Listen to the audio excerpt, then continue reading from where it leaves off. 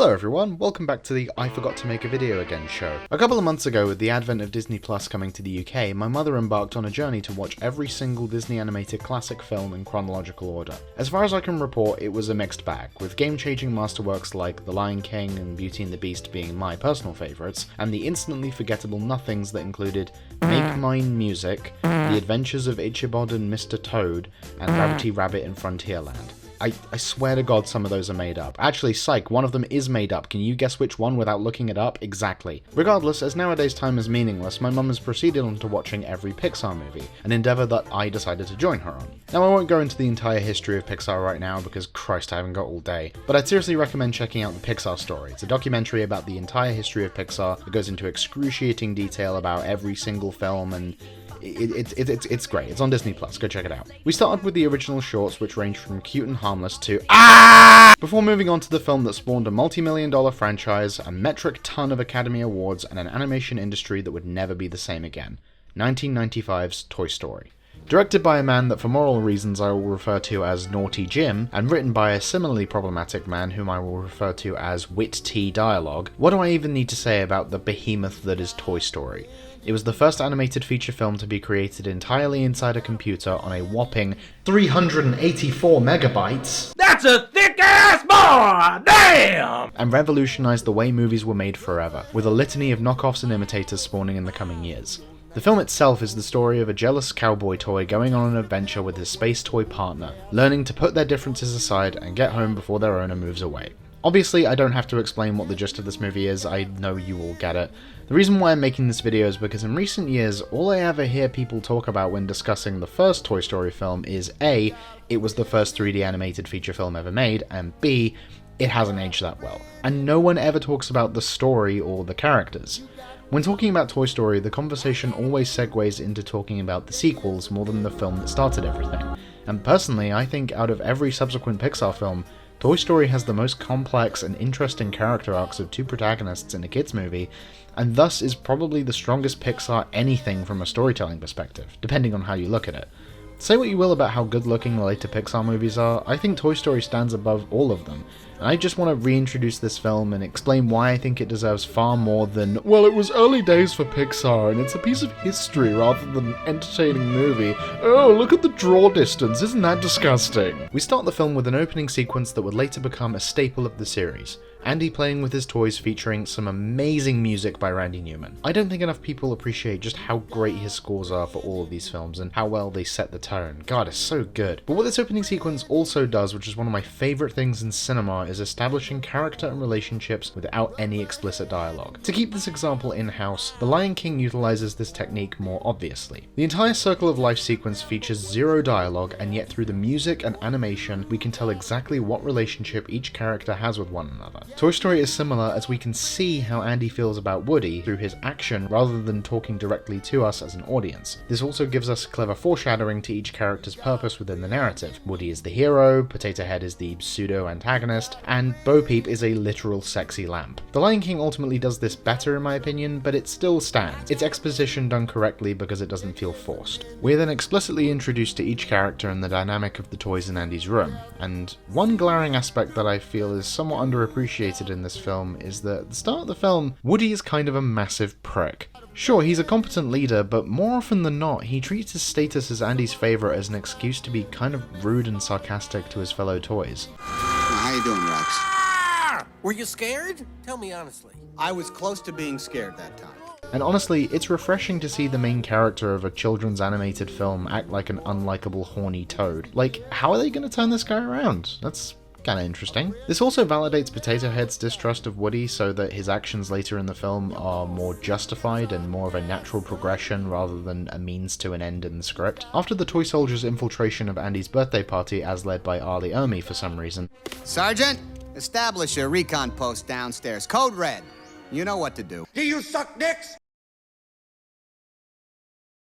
We're introduced to Buzz, who under mysterious circumstances believes he is a real space ranger deserted on a strange planet and sounds suspiciously like a man who thinks the liberals are out to get him on Twitter. This frustrates Woody as the other toys are won over by his impressive gadgets and eventual suicidal boasting, leading to Woody developing an inferiority complex. This is the central conflict of the film, which pertains to the growing relationship between Woody and Buzz's own delusions of grandeur. At this point, I'd like to talk about one of the central structural elements that I think helps Toy Story stand out from the crowd in terms of children's films. There are two primary forms of narrative. They are plot-driven and character-driven narratives. Plot-driven narratives place heavy focus on the sequence of events or the completion of a journey or gaining a thing, rather than the growth of the characters. A film like Avengers Endgame is a plot-driven narrative because although it contains characters that go through an arc, the primary focus is the collecting of the things to go on the thing to stop the baddie. Whereas a character-driven narrative focuses on the lead character's growth and change through the events that take place, which ultimately aren't all that important but serve the character's arc. A good example, also from 2019, is Joker, in which the driving force of conflict and entertainment value comes from watching Joaquin Phoenix go kooky and crazy as the prankster king of evil. I bring this up because unlike later Pixar joints bar Ratatouille, Toy Story is firmly a character-driven narrative. The growth of Woody and Buzz's relationship as well as their own spiritual journeys is the whole point of the film.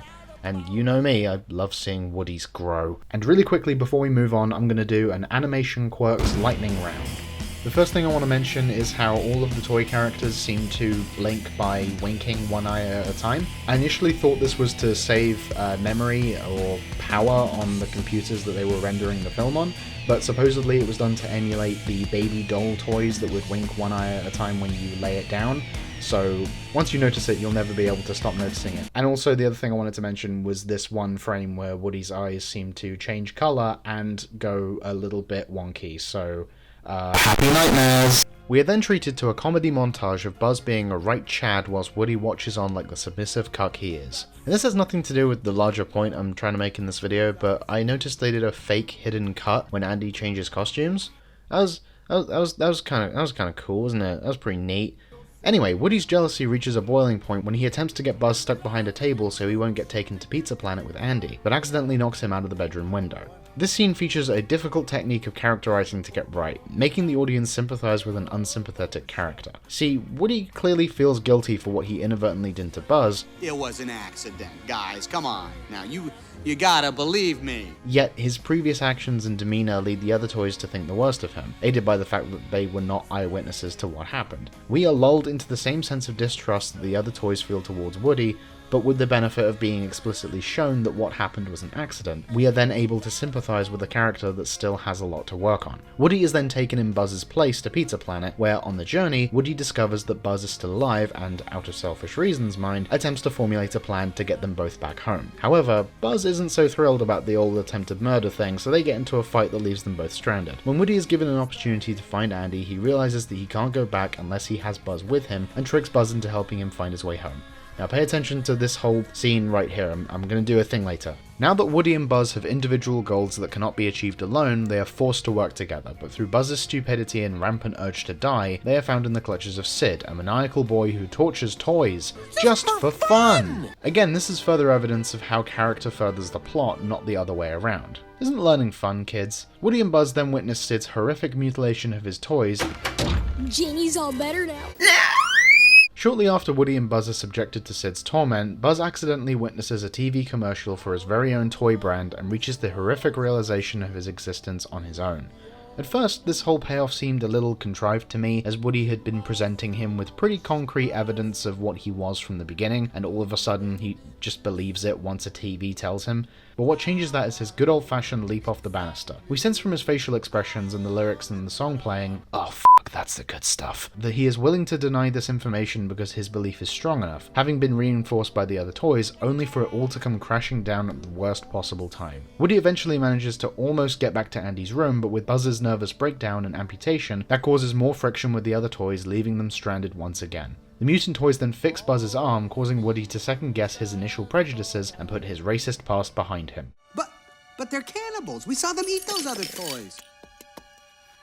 You didn't think I could overanalyze Toy Story, did you? I'm a film student. You can't kill me! But before they can feasibly escape, Sid arrives with a new firework he plans to murder one of the toys with, and Woody hides in a box, which he then gets trapped underneath.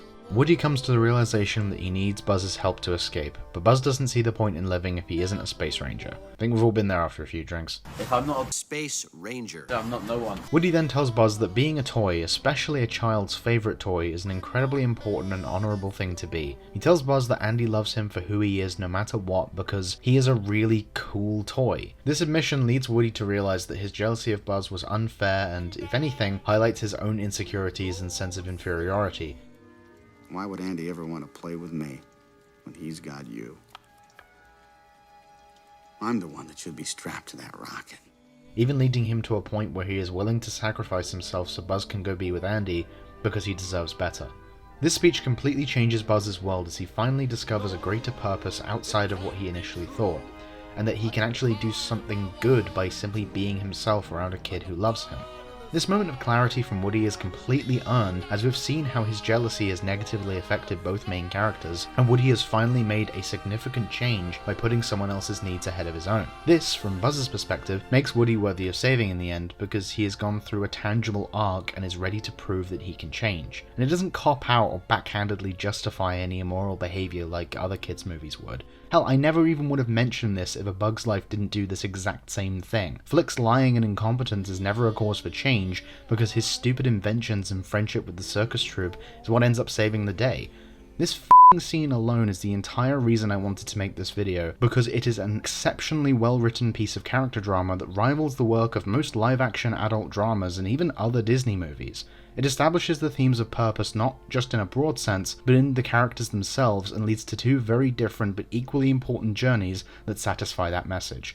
This is incredibly complex character work from a studio that also brought you Dog Hollywood but with mufflers.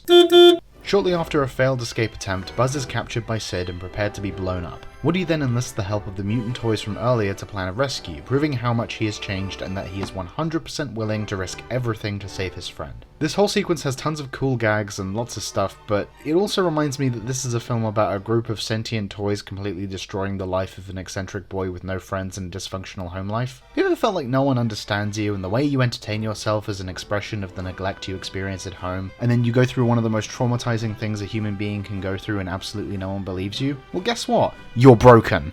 Woody and Buzz then successfully escape, leaving the mutant toys to feast on the child, and after a confrontation with the other toys,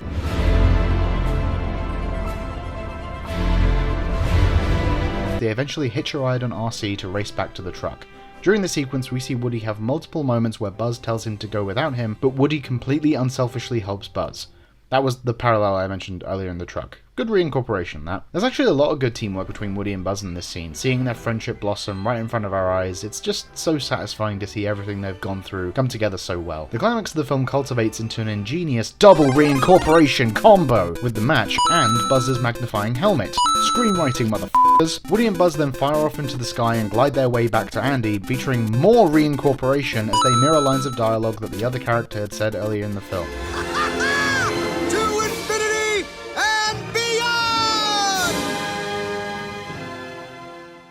So there's Toy Story, in my opinion, the godfather of 3D animated films. A groundbreaking piece of art that has stood the test of time, creating iconic characters and timeless story that anyone can relate to in some small way. And the similarities to The Godfather don't stop there. In my opinion, while not as good as the first, Toy Story 2 is as effective a sequel as The Godfather Part 2. It directly acknowledges the conflict of the original film and shows how the characters have changed, as well as giving Woody more time to delve into the idea of purpose and what his place in the world is. Both are not necessarily concerned with the progression of the wider narrative, but offer more development on the themes of the original and contribute to a more fleshed out universe and characters. They are both what I like to call expansion pack sequels. Not 100% necessary, but enriching the experience of the whole package. And yes, you heard me correctly, I prefer Godfather 1 to Godfather 2. Eat me. Comparatively, Toy Story 3 and 4 are decent sequels, but kind of muddle the essence of what made the first two entries so interesting. 3 adds a nice finishing bow on top of the narrative surrounding Andy, but it doesn't really develop the characters all that much, and 4 is a great swan song for Woody and his journey as a character, but ultimately feels a little tacked on and pointless in the grand scheme. Also, f*** me, the Jesse scene is so f***ing sad. I know it's kind of a meme to talk about how sad that scene is, but Jesus fucking Christ, it's brutal. Whoever's idea the scene was, it's illegal for something to be this fucking depressing. Speaking of memes, we can't ignore the onslaught of Toy Story memes that came out of these 4 films. Here are some of my favourites on the screen. You might have noticed that I tried to contribute to the meme legacy in this video. I hope I've done you all proud. But to me, the most important lesson I learned from this analysis was that of what actually matters when critiquing film, or at least acknowledging what is most important to you when discussing a film you love. You can say all you want about how badly this film has aged, be it the visual quality or the sensibilities or whatever, but personally, I've enjoyed films that look far worse more because they told a better story. I'm not going to claim that Clerks is a masterpiece of acting, cinematography, editing, or directing, but it's one of my favourite movies of all time because it tells a unique story with interesting characters that have a good sense of humour. And with that in mind, despite how amazing something like Soul looks, can I truthfully say that that excuses a kind of messy and inconsistent plot and characters I don't really care that much about? Honestly, I can't. Toy Story was one of the first films I ever remember watching as a kid. I loved it then for the fun and adventure of it all, and I love it more now for what it achieved given the limitations of the art form and paving the way for countless poor man imitators. As it stands, it's in my top 5 favourite animated films of all time. Maybe not number 1, but it's up there. Toy Story stands out because the meat, the core of the film, the titular story, is more emotional, timeless, and imaginative than any computer could ever render before or since. And some of you have made it this far through the video and are wondering, well, why does Buzz freeze like the other toys if he doesn't believe he's a toy? Plot hole. First of all, thank you for watching this far. I know this video is much too long. Sorry, not sorry. And also, as Pete Docter so eloquently put it, who cares? Happy f***ing New Year.